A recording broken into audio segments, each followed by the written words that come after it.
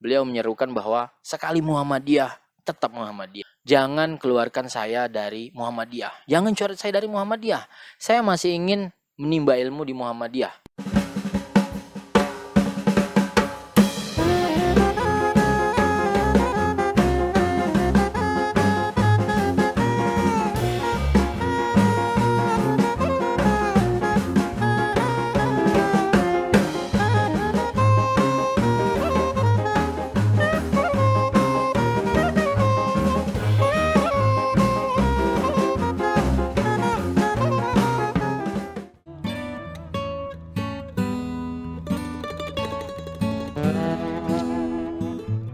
Oke baik, selamat malam. Assalamualaikum warahmatullahi wabarakatuh. Berjumpa lagi bersama saya, Irwan atau Gediri Irawan dalam channel Tukang Kopi. Dan tentu kita masih dalam sebuah segmen yang berjudul Ngopini.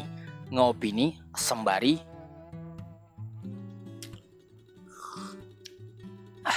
ngopi.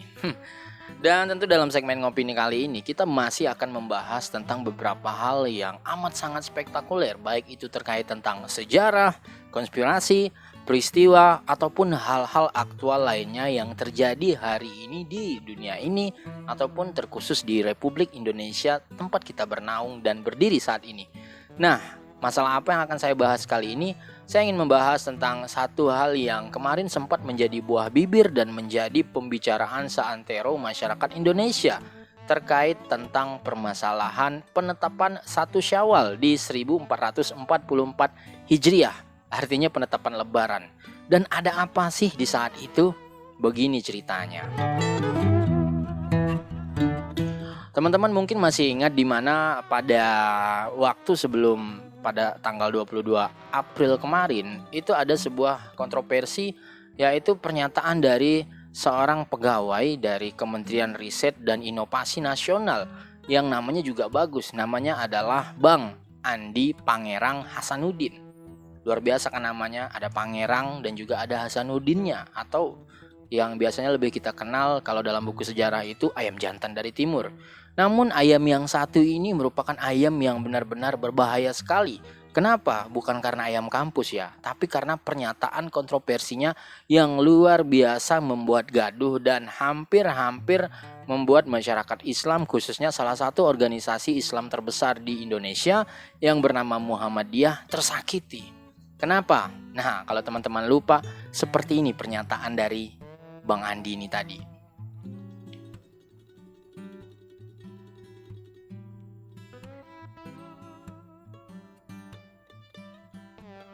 Nah, teman-teman lihat sendiri kan bagaimana pernyataan dari Bang Andi Pangerang Hasanuddin ini.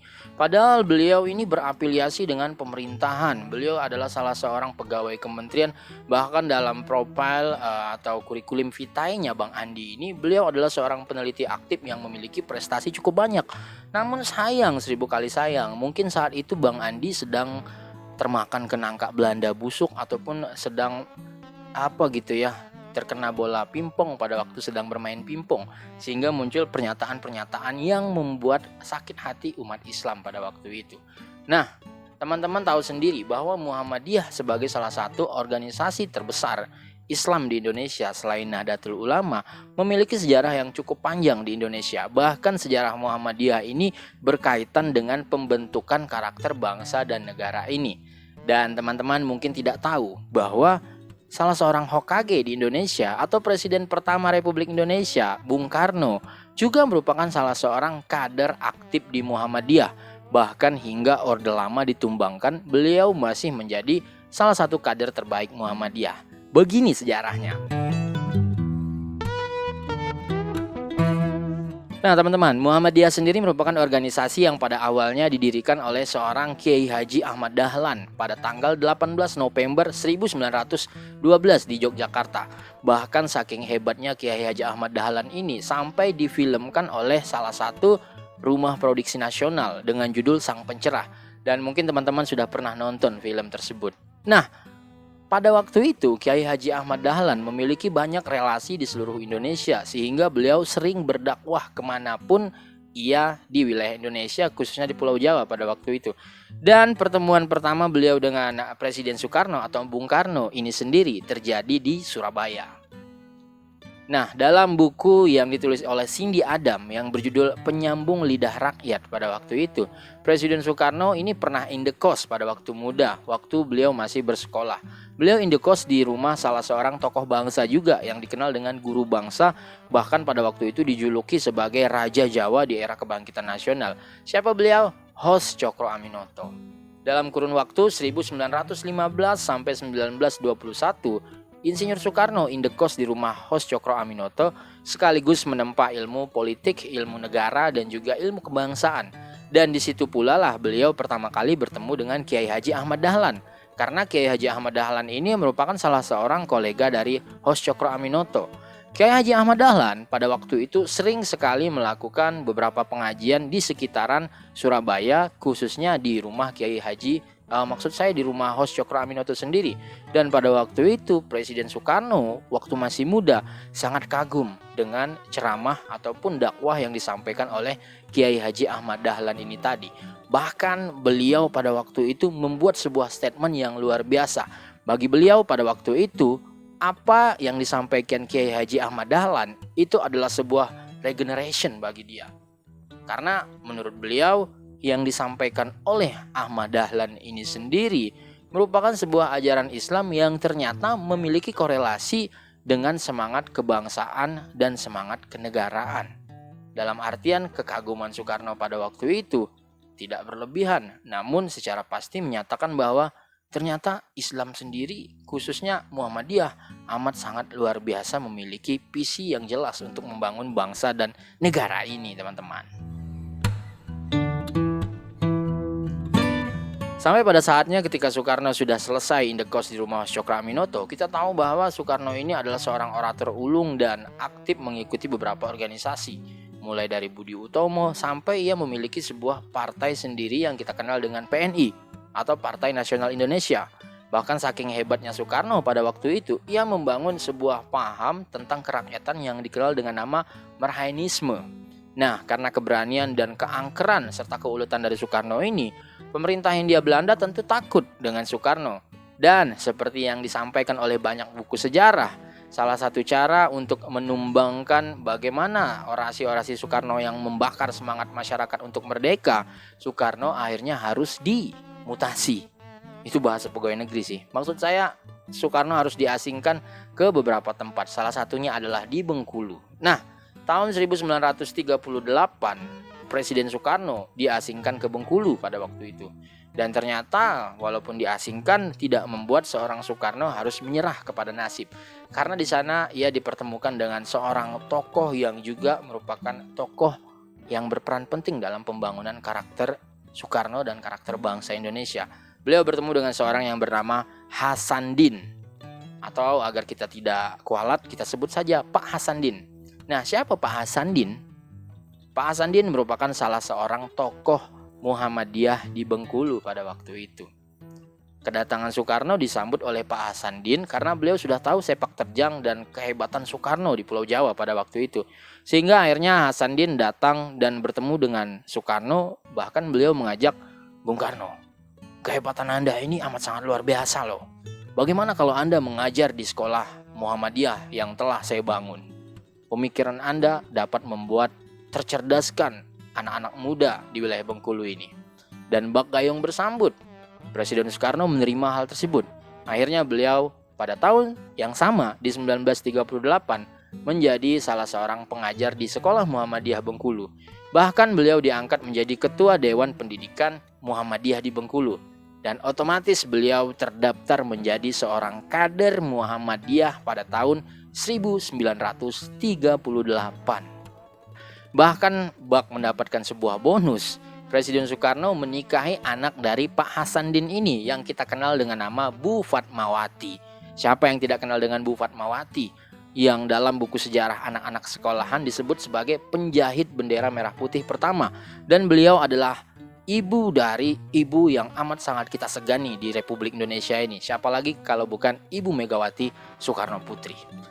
Nah, tahun 1942 akhirnya Presiden Soekarno kembali ke Jakarta. Dan di sana ia kembali berpolitik, melakukan perlawanan dan melakukan argumentasi untuk melawan pemerintah kolonial Belanda.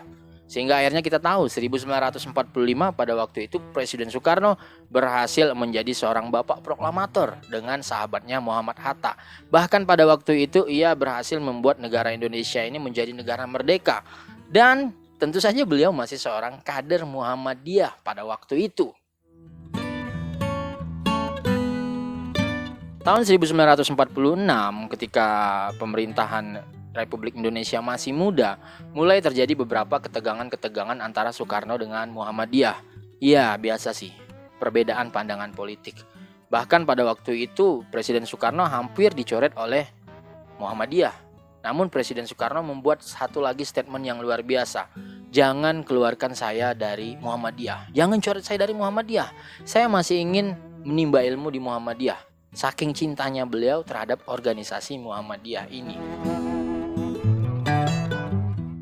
Bahkan terjadi sebuah hal yang amat sangat menggemparkan. Belum lama kita melihat ada sebuah film yang berjudul Buya Hamka. Ternyata Bung Karno sendiri dengan Buya Hamka yang pada waktu itu sebagai tokoh Muhammadiyah juga pernah terjadi sebuah permasalahan. Pada tahun 1964 Presiden Soekarno bermasalah dengan Buya Hamka.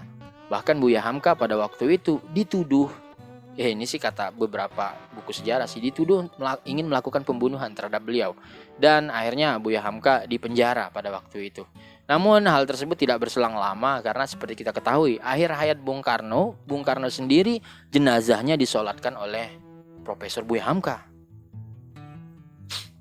Perbedaan Bung Karno dengan Muhammadiyah semakin meruncing di awal tahun 1960-an. Hal tersebut terjadi karena pada waktu itu Presiden Soekarno mulai membangun sebuah otoritas barunya dalam demokrasi terpimpin.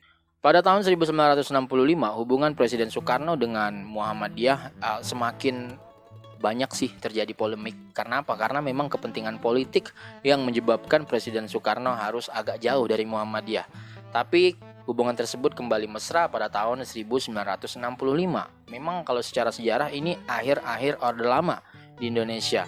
Presiden Soekarno menjadi salah satu saksi dan sekaligus yang mengukuhkan organisasi Muhammadiyah. Bahkan pada waktu itu beliau juga memiliki andil untuk membangun yang namanya organisasi Muhammadiyah di tingkatan ikatan mahasiswa.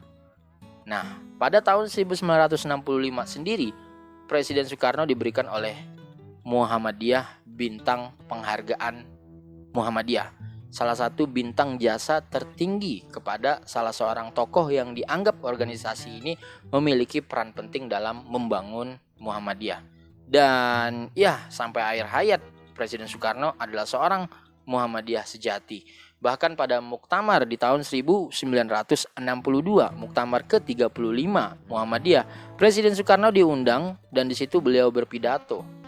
Beliau menyerukan bahwa sekali Muhammadiyah, tetap Muhammadiyah. Luar biasa kan perjuangan seorang presiden kita yang ternyata seorang kader Muhammadiyah.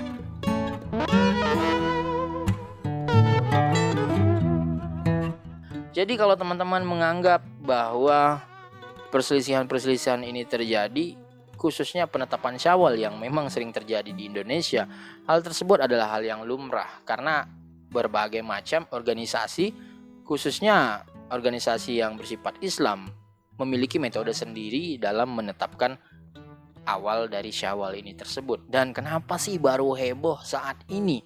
Apalagi seorang peneliti dari BRIN. Singkat kata singkat cerita, seperti yang kita ketahui bahwa Republik Indonesia ini mengakui adanya perbedaan agama. Apalagi di Islam sendiri memiliki banyak sekali sudut pandang yang berbeda dalam membangun Islam itu. Dan tentu tidak perlu kita perdebatkan selagi metode yang mereka gunakan adalah metode yang baik sesuai syariat dan tentu ada penopang berupa hadis dan ilmu-ilmu tersendiri. Yang jelas sejarah mengatakan bahwa Muhammadiyah merupakan organisasi yang memiliki peran aktif dan memiliki hal yang luar biasa terhadap pembangunan negara Republik Indonesia. Untuk itu teman-teman, jangan lupa belajar sejarah karena dalam sejarah inilah kita akan mengetahui tentang bagaimana negara, bangsa, dan peradaban manusia ini dibangun. Happy sejarah-sejarahan.